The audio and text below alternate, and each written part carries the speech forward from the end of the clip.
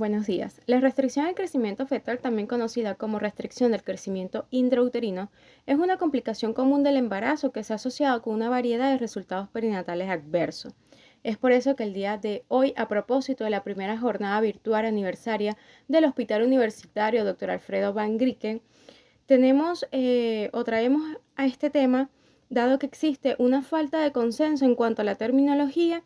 Hoy vamos a hacer una revisión acerca del tema por la última actualización del Colegio Americano de Ginecología y Obstetricia.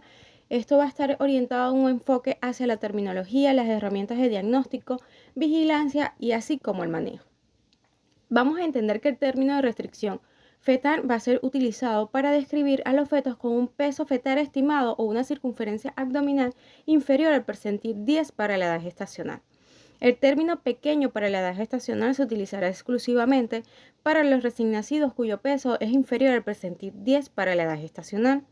Esta definición incluye a los niños constitucionalmente pequeños, así como a los verdaderamente afectados por un proceso patológico. De la totalidad de los fetos que se encuentran con un crecimiento inferior al percentil 10, el 70 al 80% corresponde a fetos constitucionalmente pequeños. Se estima que la prevalencia real de restricción al crecimiento fetal es de un 3 a un 10% de los embarazos. Es por esto que la gran mayoría de las veces las consecuencias adversas de la restricción al crecimiento fetal no se presentan hasta que el crecimiento es inferior al percentil 3. Sin embargo, las estimaciones de peso ecográfico son lo suficientemente variables, por lo que las decisiones de gestión se toman cuando se indica un crecimiento inferior al percentil 10.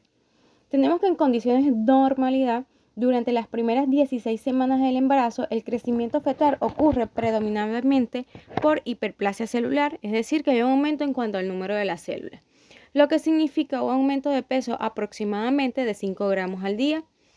Durante el segundo trimestre, inicios del tercer trimestre, hay tanto hiperplasia como hipertrofia celular. En este periodo, el feto va a experimentar un incremento del 15 al 20 gramos día. Finalmente, durante el tercer trimestre, el aumento de peso es a expensas solamente de una hipertrofia celular, aumentando el feto entre 30 a 35 gramos por día. De aquí se calcula la cifra de 200 gramos semanales como ganancia de peso aceptable en los seguimientos ecográficos.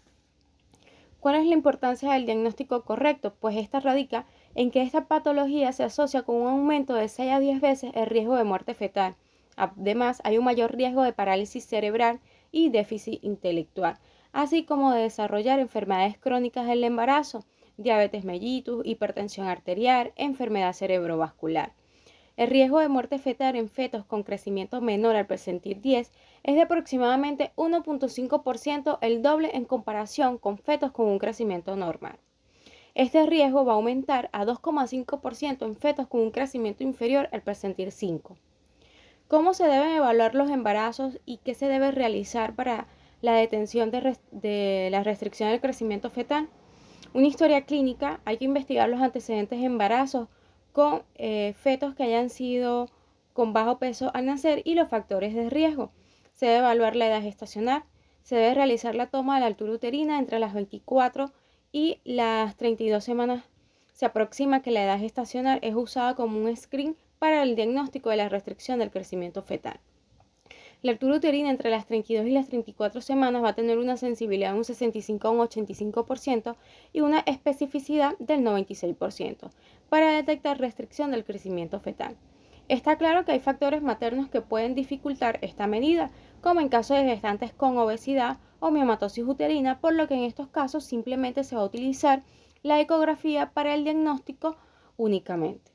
En la ecografía, para hacer el diagnóstico de la restricción al crecimiento fetal, se va a tomar en cuenta comúnmente 4 parámetros biométricos: el diámetro biparietal, la circunferencia cefálica, la circunferencia abdominal y la longitud del fémur. Las mismas se van a combinar generando un peso estimado fetal. De estos 4 parámetros biométricos, la circunferencia abdominal es el mejor predictor y tiene una sensibilidad de un 56 a un 84%. La evaluación adicional se va a realizar es con la velocimetría Doppler de la arteria umbilical, el líquido amniótico y el perfil biofísico. Para detectar si la restricción del crecimiento fetal es de carácter simétrico o asimétrico, se tomará como referencia la medición del perímetro cefálico versus el perímetro abdominal, menor de 1 en gestaciones mayores a 34 semanas, o la longitud del fémur versus el perímetro abdominal, que sugiere asimetría cuando es menor de 0,23. Sin embargo, determinar si el crecimiento es simétrico o asimétrico no nos va a modificar la conducta, por lo cual hoy en día no se recomienda realizar esta diferenciación. En cuanto a la monitorización del feto con crecimiento fetal restringido, esto va a incluir mediciones ecográficas seriadas de la biometría y del líquido amniótico, además de vigilancia prenatal con velocimetría Doppler de la arteria umbilical y perfil biofísico. La mayoría de los fetos se puede evaluar adecuadamente con una ecografía seriada cada 3 a 4 semanas.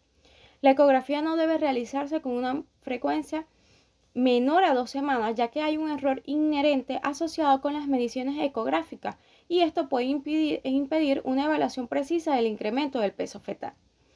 Por otra parte, la velocimetría Doppler de la arteria umbilical juega un papel importante en cuanto al manejo del embarazo complicado con restricción del crecimiento fetal. Su uso junto con las pruebas de vigilancia fetal estándar como el perfil biofísico o las pruebas estresantes están asociados a mejores resultados perinatales. La evaluación con Doppler puede proporcionar una vigilancia etiológica de la restricción por el aumento de la impedancia en cuanto a la arteria umbilical, que esto va a sugerir una insuficiencia placentaria. Además, el flujo ausente o invertido de la misma puede afectar las decisiones relativas al momento en contexto a la restricción del crecimiento fetal para decidir parto o cesárea. Tenemos que la secuencia típica de las alteraciones que se pueden observar en la restricción del crecimiento fetal en un Doppler cuando hablamos de insuficiencia placentaria. Tenemos que hay un aumento de la resistencia placentaria y esto se va a ver reflejado porque va a haber un incremento en el índice de pulsatilidad de las arterias umbilicales. Cuando esto se hace extremo, entonces va a aparecer el fenómeno del flujo diastólico ausente y el evento final va a ser una regurgitación del flujo umbilical durante la diástole. Aquí entonces hablamos de un flujo diastólico reverso. Paralelamente se va a ir produciendo entonces una redistribución del flujo sanguíneo fetal que va a privilegiar a los órganos diana, manifestado principalmente porque se va a observar entonces una vasodilatación de la arteria cerebral media. La fase final de esta cadena va a ser la alteración de los flujos venosos fetales que van a corresponder con una disminución en el compliance de las cavidades derechas por isquemia. La recuperación del flujo cerebral normal es un signo de muerte fetal inminente. Y es porque esto corresponde a la pérdida de los mecanismos de autorregulación de la irrigación cerebral. Otro punto controversial es si se puede prevenir o no la restricción del crecimiento fetal. Hoy en día se sabe que el uso de suplementos nutricionales y o dietéticos no son efectivos y no se recomiendan, ya que no se evidenciaron mejorías significativas en aquellas pacientes en las cuales fueron empleadas estas medidas con respecto a las cuales tenían antecedentes de fetos pequeños para la edad gestacional y no se le dieron estrategias suplementarias, por lo que hoy en día no se recomienda su uso de rutina para la prevención del mismo.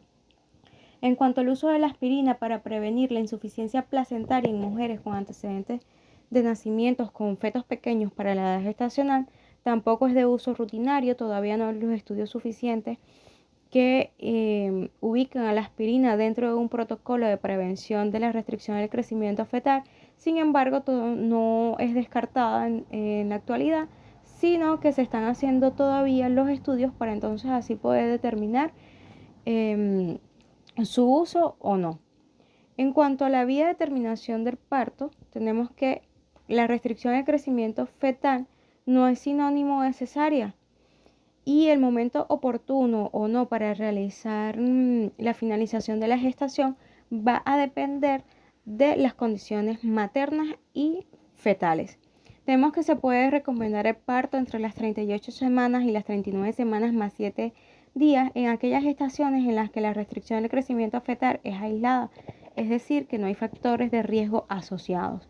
Ahora, un parto entre las 32 semanas y las 37 semanas más 6 días es recomendado en aquellos casos en que hay una restricción del crecimiento fetal con factores de riesgo adicionales para resultados adversos, ya sean maternos o perinatales, aquellas pacientes con oligohidranios o con resultados de la velocimetría Doppler arterial anormal y en factores de riesgo maternos o comorbilidades que estén descompensadas.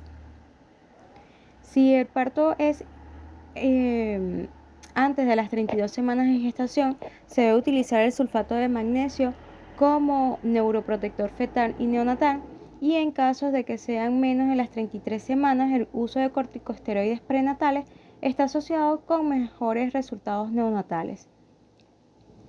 En cuanto a las recomendaciones, bueno, entonces tenemos que como conclusión se debe realizar la velocimetría Doppler de arteria umbilical. Esto va a ser utilizado junto con la vigilancia fetal y que va a tener mejores resultados en fetos en los que se le ha diagnosticado la restricción del crecimiento fetal. Se recomienda el uso de corticoides prenatales si el parto es antes de las 33 semanas. Se deben evaluar las causas o los factores de riesgo asociados, ya sean maternos o fetales, para decidir el momento oportuno de finalizar la gestación. En los casos en que el parto ocurre antes de las 32 semanas, se utiliza el sulfato de magnesio como neuroprotector fetal y neonatal. Y las estrategias nutricionales y dietéticas para la prevención del mismo no son efectivas y no se recomiendan, y la restricción del crecimiento fetal por sí sola no es una indicación de parto por cesárea. Siempre se debe evaluar a la paciente e individualizar los factores de riesgo o los factores que podría tener cada paciente para decidir entonces cuál será la mejor vía de resolución de la gestación. Por último, no me queda más que invitarlos a revisar la actualización del Colegio Americano de Ginecología y Obstetricia. Esta información fue publicada en la revista de febrero 227.